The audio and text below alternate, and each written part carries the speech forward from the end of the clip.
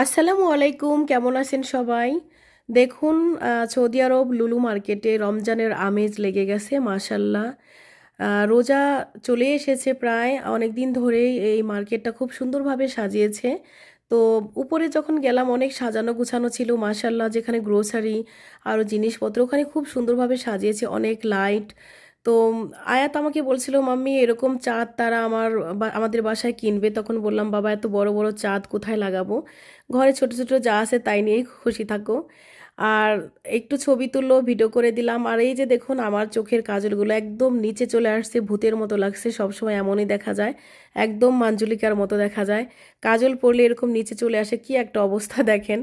আর যাই হোক, উপরে থেকে ভিডিও করতে পারিনি, তাই নিচে এসে একটু ভিডিও করে নিলাম। অনেক সুন্দর, দেখুন কত ভিড়, এখন রাত 11টা বেজে গেছে, তারপরে অনেক ভিড়। যখন আমরা এসেছি 8:30টার দিকে, তখন তো আরও প্রচণ্ড ভিড় ছিল।